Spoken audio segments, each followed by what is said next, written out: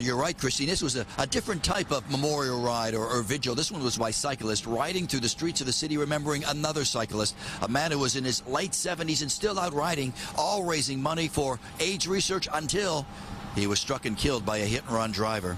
Watch this. A moving vigil for a cyclist. They are members of the Cheap Lunas cycling team. On this night, riding through the streets, remembering a fellow cyclist who was killed by a hit-and-run driver during a charity bike ride. And not only riding your bike, but for a cause and raising money. It means a lot, and I think that's where everyone should be at.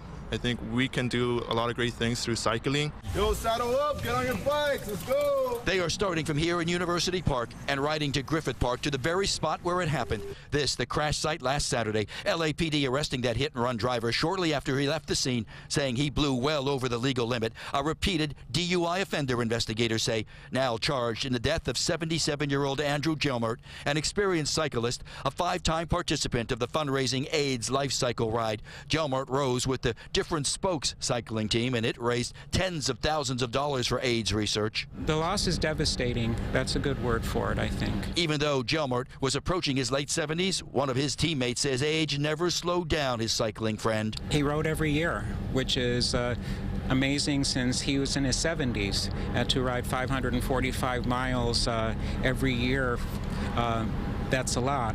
And so you have to train year-round in order to be in shape for that. That is the LGBT Center in Hollywood held a private vigil in its courtyard. The AIDS Life Cycle ride has grown into a very tight-knit community, making this tragedy even more painful. I mean, we are heartbroken about what happened. Since 1994, when the ride began, this is the first ever death of a cyclist that was caused by a moving vehicle. The LGBT Center out with this statement saying, quote, "This is a senseless tragedy and our hearts go out to everyone who's affected. We revere each and every participant of AIDS Life Cycle who dedicate their time, energy, passion, and power to lift up a cause close to their hearts. We mourn with our community."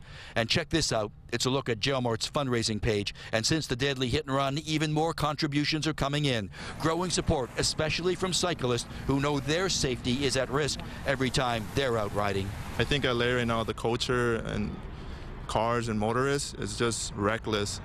People don't care for life. We're being treated as second-class citizens, and these drivers are getting away. Now live, this is one that did not get away. The hit-and-run driver and his police say his speeding BMW arrested a short time after that deadly crash. Police found him hiding in some bushes near the crash site. He is now under arrest, and he's also facing charges of vehicular manslaughter.